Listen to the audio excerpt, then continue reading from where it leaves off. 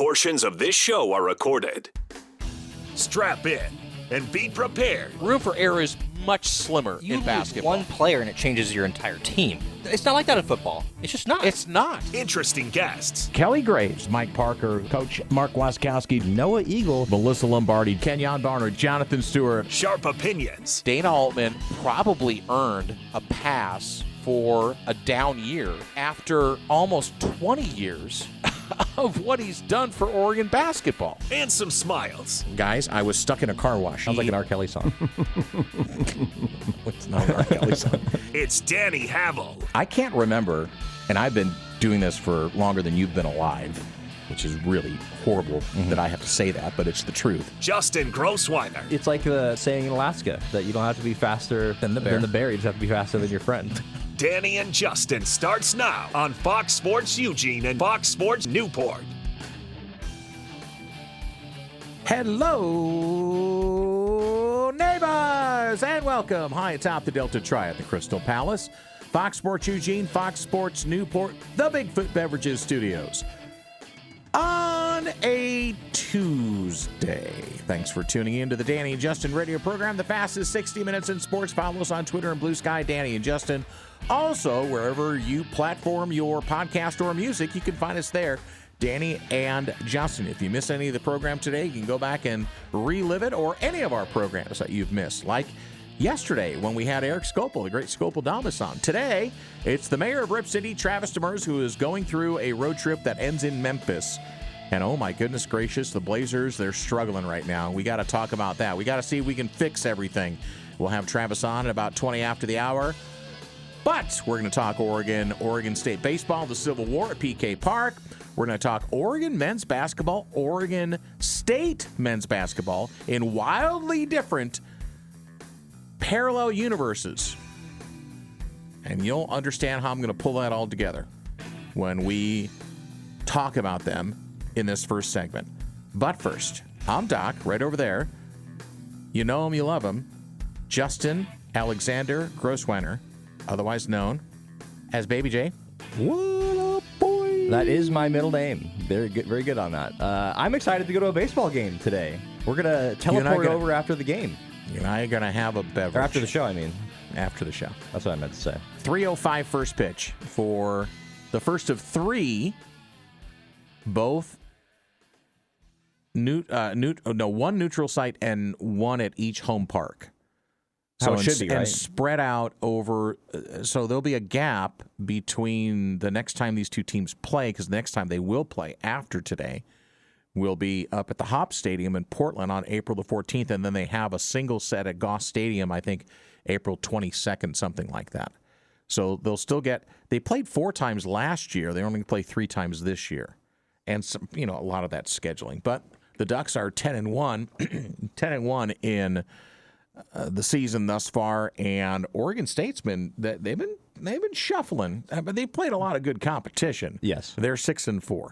So neither coach, sorry, got a little froggy in my throat here. Neither coach has said who their starter's going to be. Yeah. So there's a little chess match going on. You tried to ask too. Oh, I asked Waz yesterday. He's like, "No, can I tell?" I said, "Waz, it's me. I'm not going to tell anybody." He says, "Nope, not going to say it."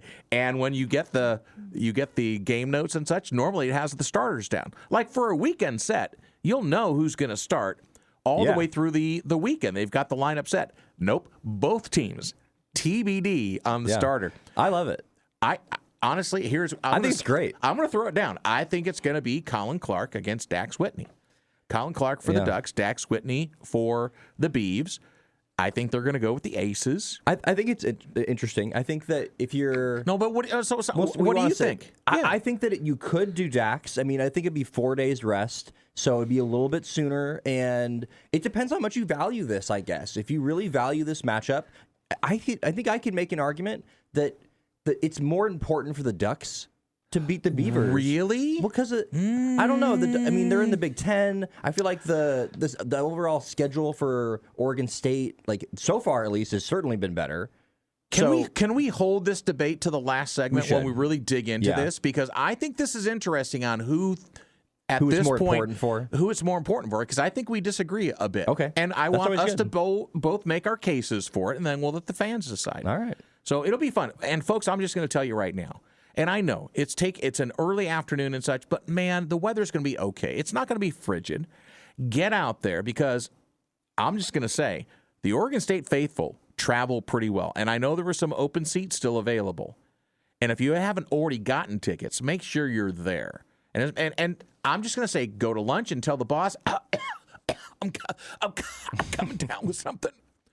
And then head out to the ballpark for happy hour, which starts 45 minutes before first pitch, up till first pitch. Yeah. Coming down with duck fever.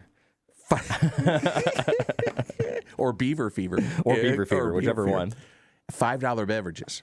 I'll let you know what the beverage are. Ooh. $5 beverages That's up until good. the first pitch. It's happy hour. Mark Wasikowski pushed for this. In fact, he told us at the Oregon Club yesterday he wants to push for free food for any kid under 12 that shows up to the ballpark. Really? Yeah, and I think that's a fantastic idea. I do too. Did you see that the Cardinals are doing some sort of They package are big for $29 package. or All something? you can eat, hot dogs, Crazy. sodas, and such like that when So you're it's going to the trickling ballpark. down. You have to, man. It's spending the money on the tickets, and then all the food and beverage, and the prices are accelerated because you've got vendors that have to pay for it. They're bringing the stuff in. I'm not going to knock on anybody. Some of it gets ridiculous, but you can't knock on somebody trying to make $1 or $2 to keep. Don't gouge people, but keep people employed. Right. You worked in a restaurant. Yeah. The margins are incredibly thin. Yes. People don't realize the margins are incredibly thin. Yeah. Food and labor are the biggest costs. It's so funny. I was talking to Brian Beban, our co-host on Friday Night Live and Game Day, and we were literally talking about this, where he was talking about his other job, where he was saying how much that they make per club and stuff like that, and The margins are razor thin. Yeah, it was crazy amount compared to what I was working at a restaurant. It was a couple $1,000s a day. I mean, you're looking at a $2,500 day was good. And so selling a few golf clubs is going to be more than that. Yeah, but the margins Right. as well. They're really, really close. All right, so when we talk Oregon State, so John Canzano, who you used to hear here on Fox Sports Eugene, Fox Sports Newport, I'll get it out. The BFT has been on hiatus since December, and John's working on bringing it back, but he still does his johncansano.com, The Bald Faced Truth. He does YouTube videos, and he had a sit-down with Wayne Tinkle yesterday, and we're going to have some excerpts from that, and we're going to discuss the exit because Oregon State's still playing basketball. They're number 4 seed in the WCC. They're going to be playing on Sunday for the elongated tournament that is the WCC postseason.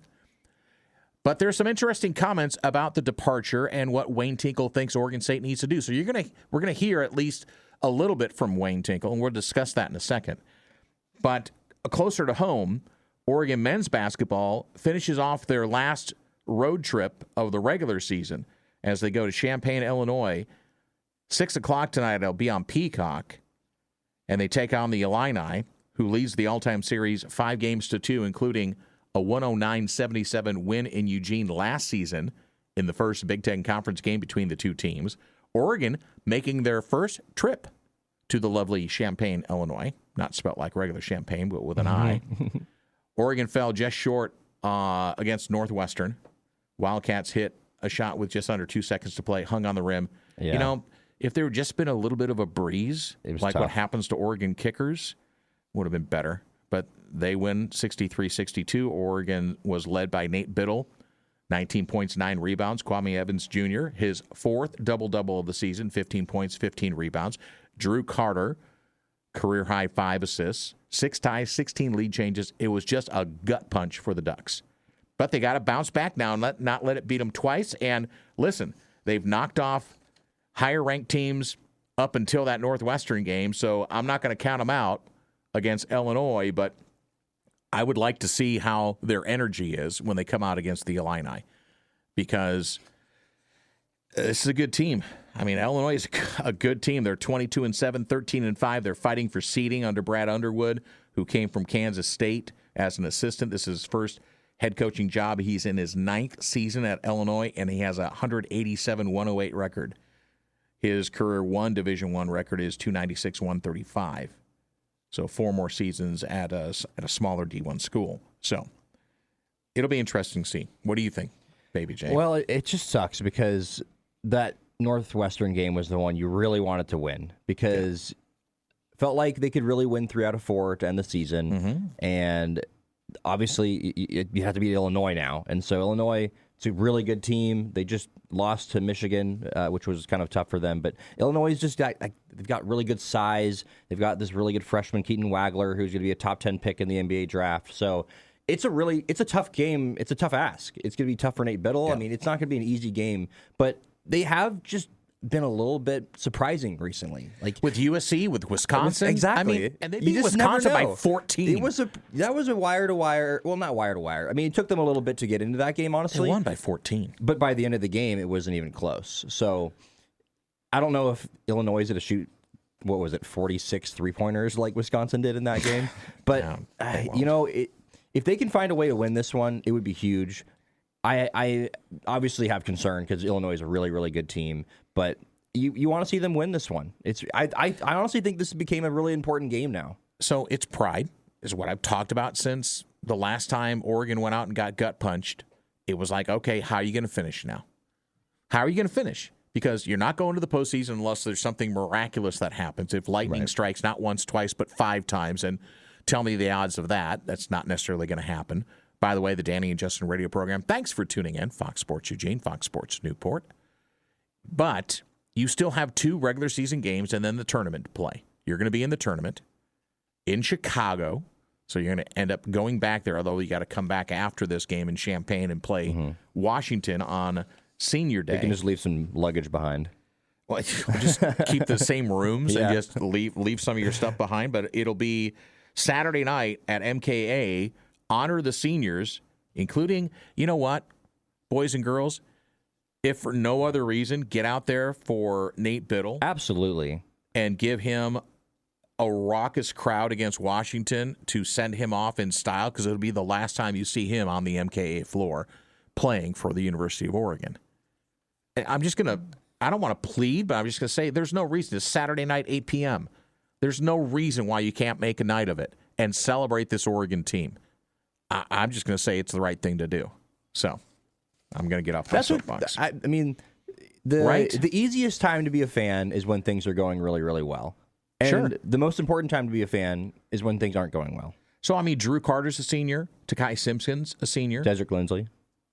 Miles Stewart is a redshirt senior. And some of these guys haven't seen the floor that much.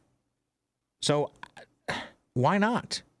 Why not? Tell me why. Tell me why not. Tell me why. Plus, you're playing the Huskies. Was that NSYNC or Backstreet Boys? I think it is. Okay, you got it. We can't pull that up. Yeah. I don't think. Okay. No, it's fine. It's fine. Backstreet Boys. Okay, I knew it was one of them. One of the boy bands. All right. Speaking of Unfortunately, boys, it's my childhood.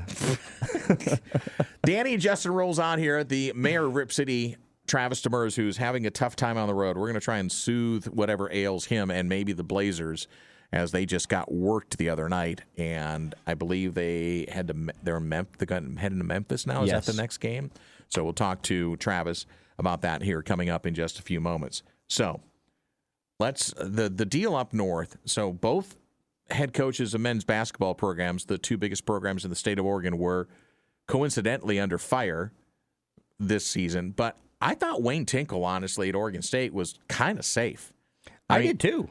4th place in the WCC, which is the seed they got.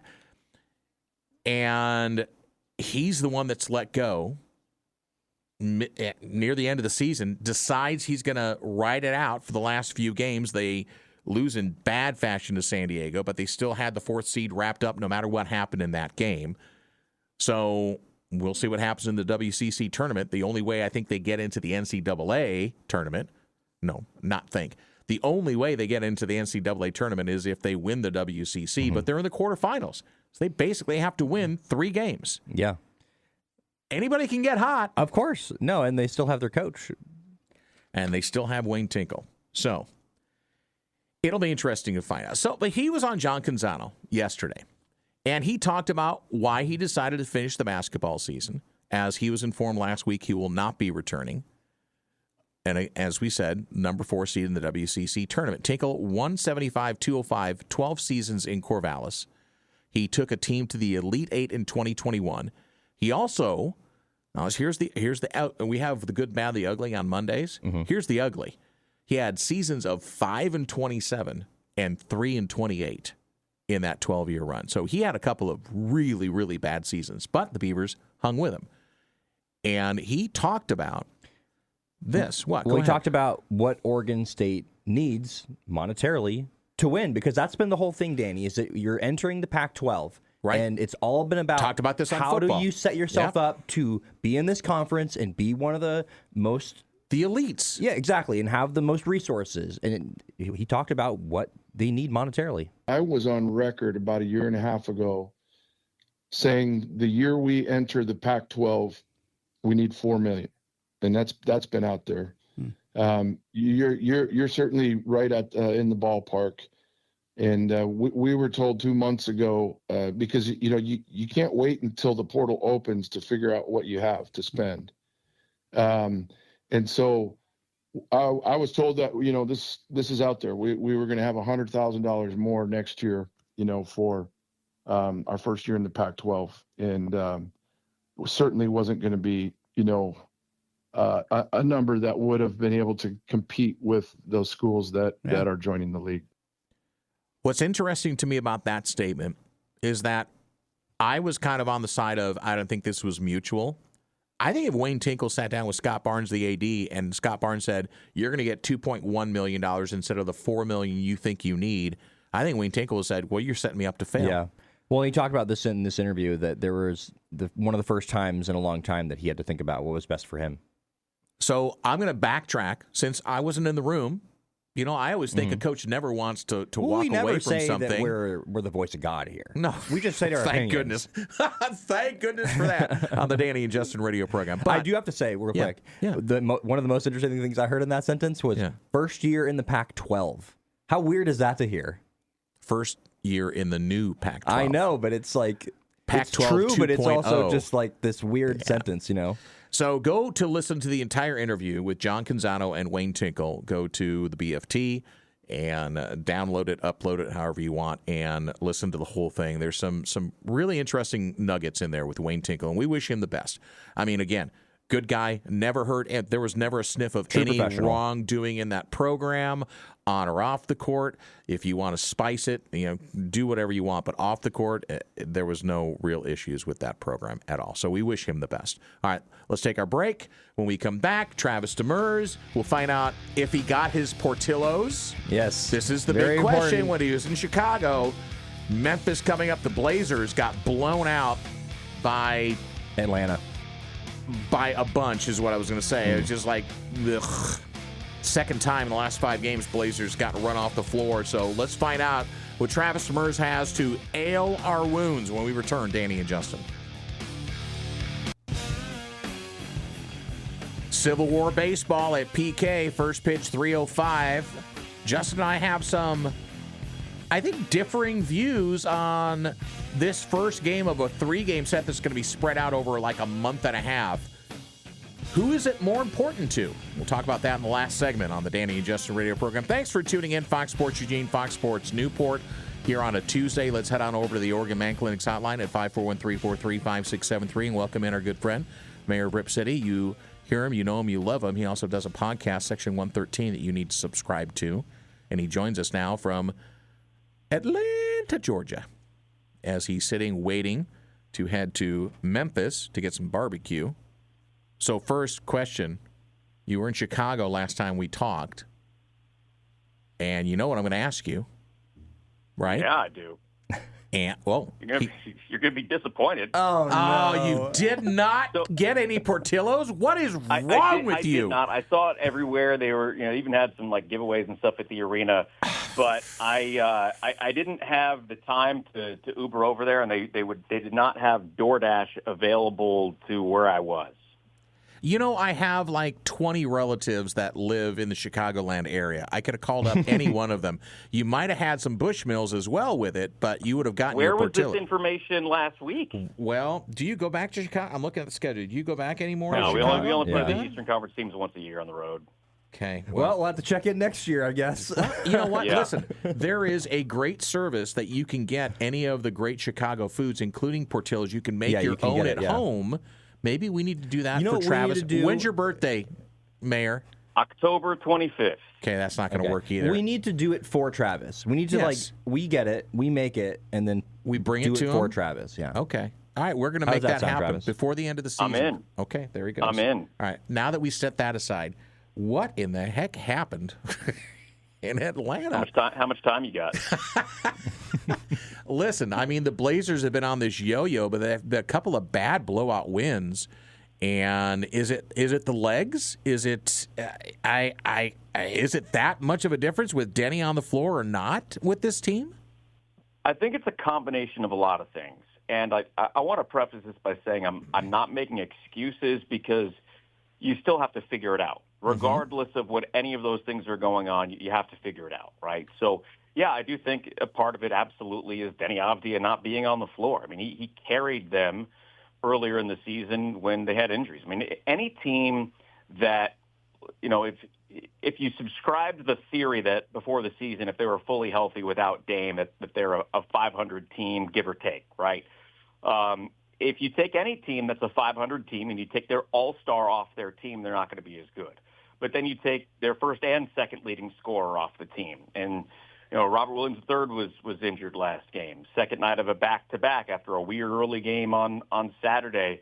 I think all of those things had, things to do with it. And, you know, after Atlanta got off that super hot start, from early in the second quarter to midway through the fourth, the Blazers actually were, around +9 in that stretch. But then, the wheels kind of came off. A couple of things happened, and, Atlanta ran away with it in the last 5-6 minutes of the game.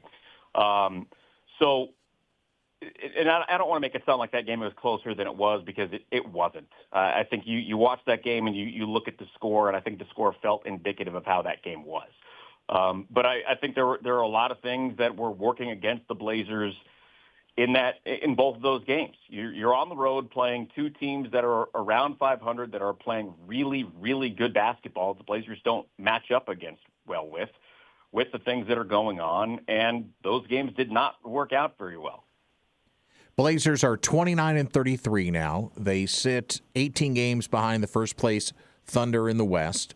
They are, let's see, what are they, 4.5 games up on the Grizzlies, who they play next for the last play-in spot, right? And that's what we still keep looking at. So, yeah, but the Grizzlies aren't trying. Really, They're the opposite of all right, trying. so let's talk about this. Are the Grizzlies in what Adam Silver hates, which is tanking mode?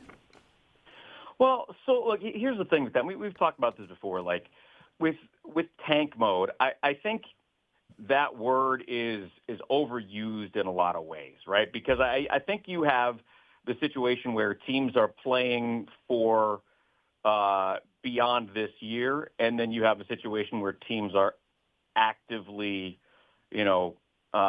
sabotaging themselves in game. I don't think that's what the Grizzlies are doing. If you're going to sit, role players and things like that because you're trying to play for the lottery, I really don't have a problem with that, right? And it's not like, who would the Grizzlies be sitting that people are paying to watch that is not injured? Ja Morant's hurt. Is there anybody else on that team that anybody's paying to watch? Probably not. No.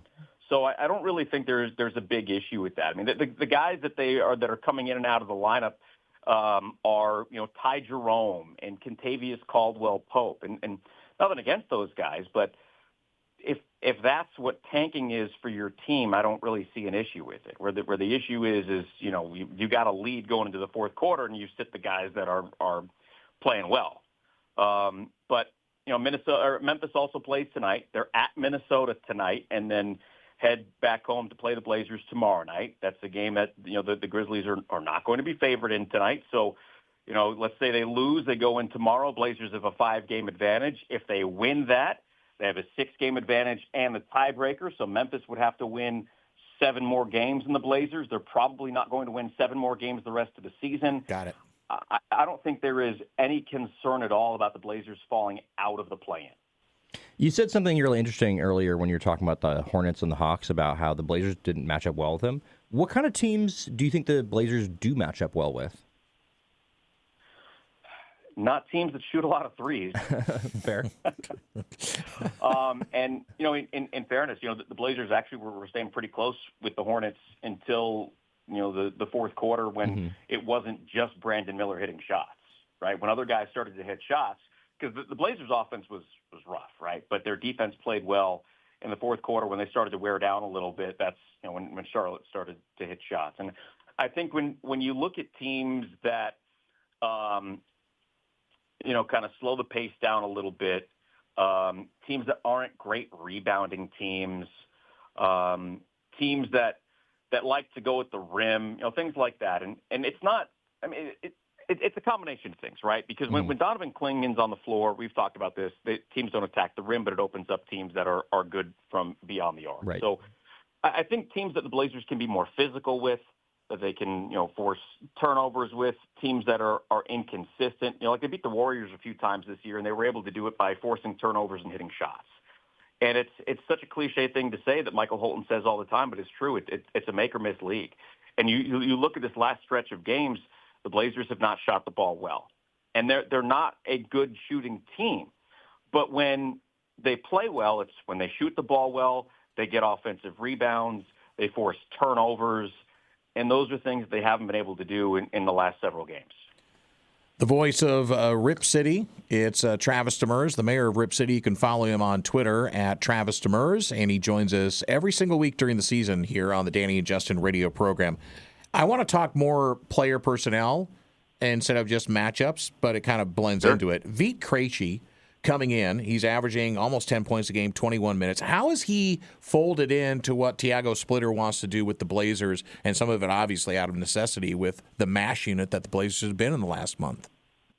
I think he fits in really well for a lot of reasons. And you look at the shooting, it's not as good as it was when he was with Atlanta. And it's also interesting to note that when he played for the Hawks this year, he was a significantly better three-point shooter at home than he was in road games. What does he do when they get to Atlanta? He hits his first 2 threes, right? So is it the comfort of being in that arena? Maybe. I don't know. But also when players switch to a new team in the middle of a season like that, a lot of times even really good three-point shooters, struggle for a little bit. I'm not concerned about that. But the type of person he is, he fits in really well. The type of game that he has, he moves around a lot, ton of off-ball movement. He's played really good defense, decent rebounder, good shot blocker, long, athletic. So all of those things, he fits in as a really good role player and probably back end of the rotation type role player, but a guy who is in the rotation. So I think that the things that he does fit in really well with this team. And I don't think that's a short-term thing. He's got a couple more years left on his deal, and I think he's exactly the type of guy on the type of contract that is perfect for this team. Let's get our Scoot update in here. Not the best three-point shooting over the last, 5 or 6 games, I'd say. He started off really well, but just thinking about it, is he one of those guys that, there's some players you just don't want shooting threes because they're just not going to be good three-point shooters. I think I could make the argument that Scoot, I want to see him shooting threes anyways because he's a young player. You want to see him develop that in-game, and it's a developmental, important shot for him going forward. Would you agree with that, or do you think he just is taking too many threes right now? No, I think he's streaky. He's like you said, he shot the ball well in his first few games, and it's been historically bad in his last few games.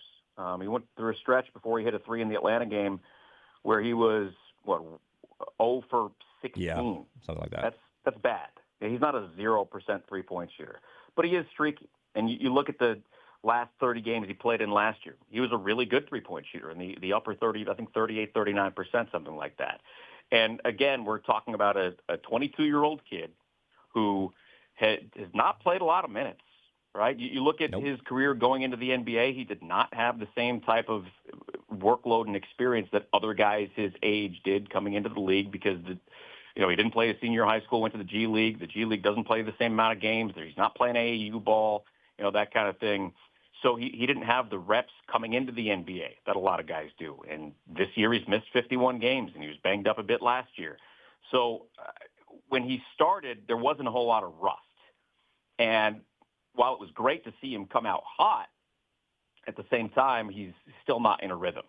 And coming into a team mid-season, you can't just pick up where you left off when you haven't played in over 300 days. So I think what we're seeing now is the rust. And he's just not in a rhythm at all. Mm-hmm. And that happens. So I'm not worried about it. I don't think he's as bad of a three-point shooter as we've seen in the last week and a half. But I don't think he's as good as a three-point shooter as we saw down the stretch of last season. I think it's somewhere in the middle. I think, probably around 35%, which right now probably not good enough anyway. And that's something he's going to continue to work on. And at his age, with his experience level, I think he's going to keep improving on that. Voice of the Blazers, the mayor of Rip City, it's Travis Demers live from Atlanta as he joins us on the Danny and Justin radio program. Let's talk a little bit more roster construction. And Blazers signed rookie guard Chris Youngblood to a two-way contract, the third and final two-way spot. Javonte Cook, Caleb Love are the other two, but Love's only got 5 games left on the active roster before he hits the 50-game limit. Blazers have already converted a contract with Sidy Cissoko. They did that back in February. So, first of all, how does Youngblood fit into this? I mean, obviously going to be a bit player, came from the Oklahoma City Thunder. And the other piece of it is that, do the Blazers convert Caleb Love into a regular deal? So a couple of things on that. The first one being is the way that I have to frame these when I talk to you guys is that it's reported because the team hasn't put anything out official yet. Okay, got it. Sure.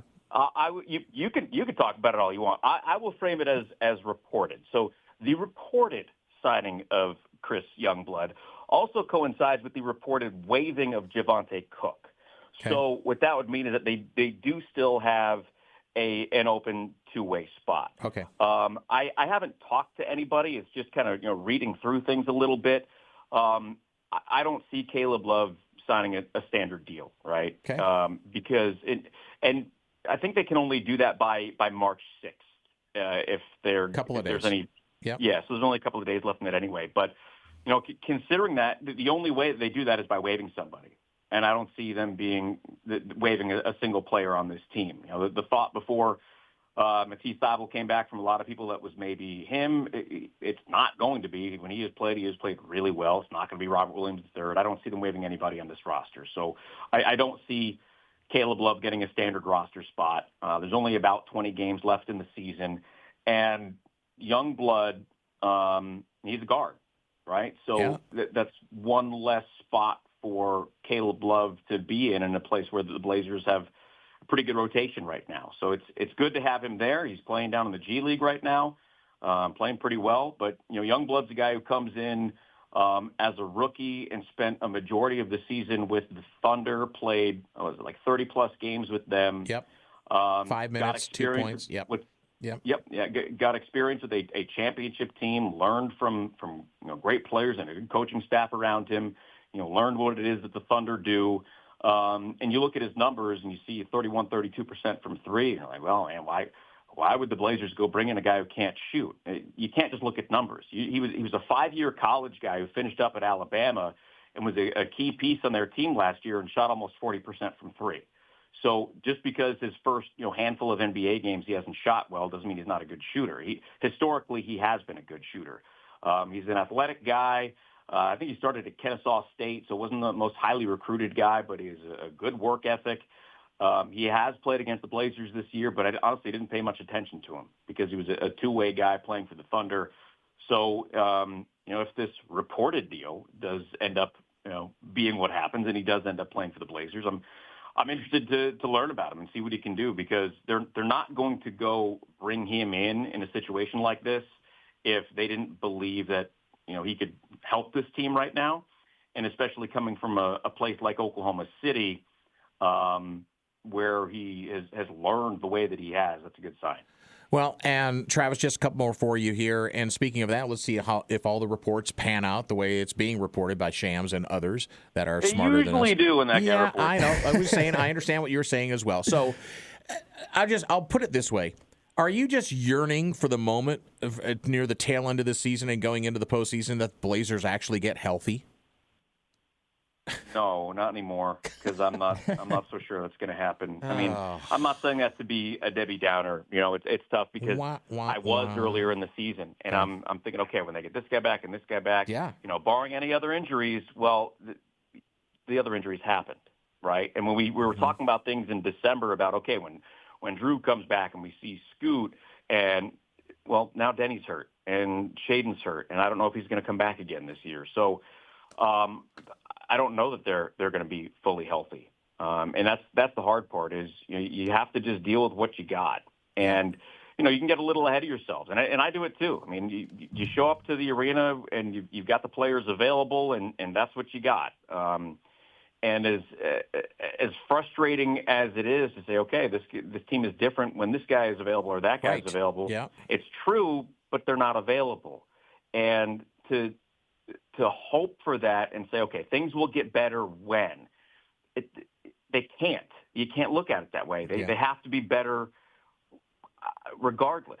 And that's a hard thing to, as a fan or as somebody who's around the team and loves the team. Like it's hard to not think that way, but it's what you kind of have to do.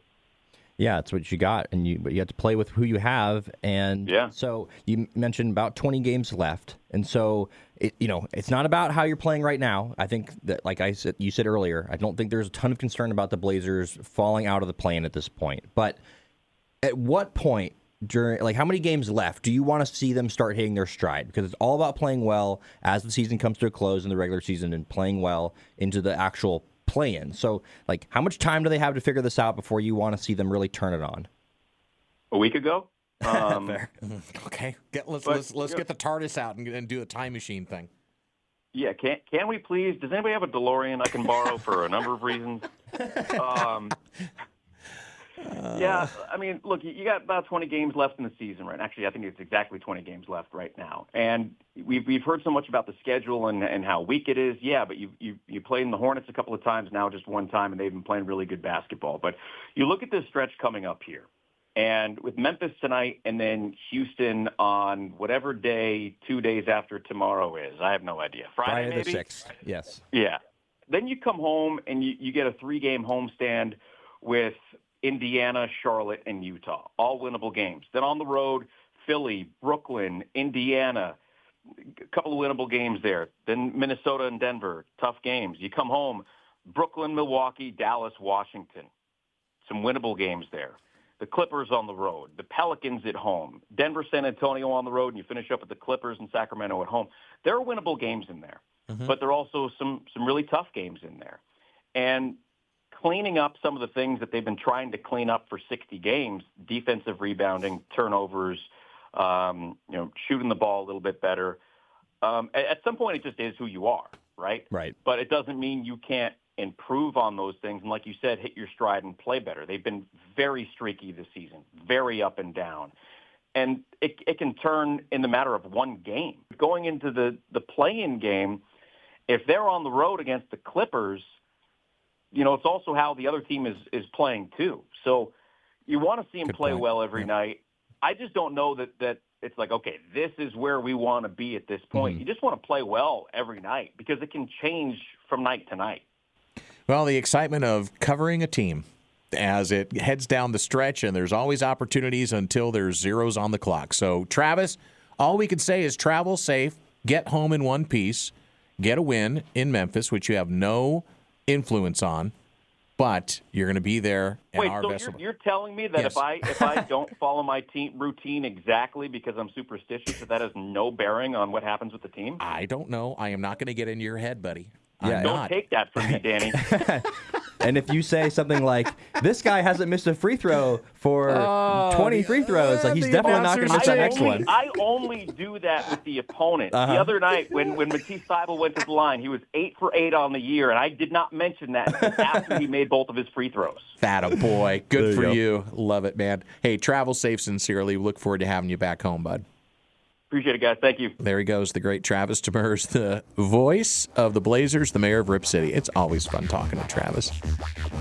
We're going to do that Portillo's thing. When I get home tonight, absolutely. No, when he gets back home on this road trip, there might be a window where I'm going to be coming up that direction But we got to both be there for it, I think. So hey, weekends are good for me. Weekend's good. Okay, we'll figure it out. When we come back, a debate over which team is this game at PK Park that's going to have the first pitch in about 25 minutes. Mean more, about 20 minutes now. Back on the Danny and Justin radio program. We'll solve that for you next.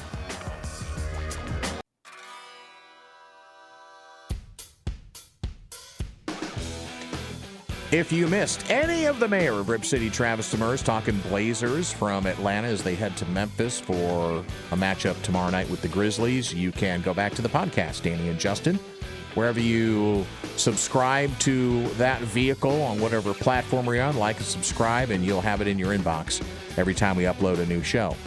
By the way, I'm gone. This will be the last show of the week for me. I'll be headed to Pendleton tomorrow to call the 2A state basketball championships at the Pendleton Convention Center and High School for the 2A ranks.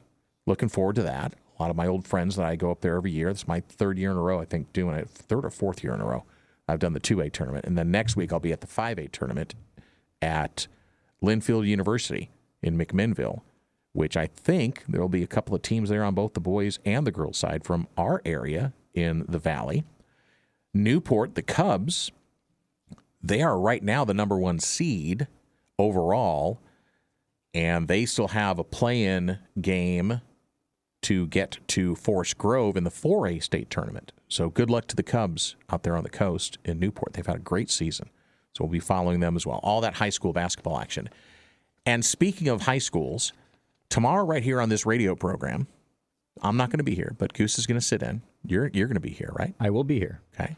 You want to tune in. That's the plan. Very special guest, first time on the program, Josh Wilcox. We've had Justin on a couple of times when I forgot who he was married to. It's okay. It's okay. He appreciated the sentiment. He did. And he was very gracious. He was. He was good about it. Bad information. But Josh Wilcox, his brother, will be here. Josh. And we know he's his brother. Yes, I do know that for sure. He will be on the program.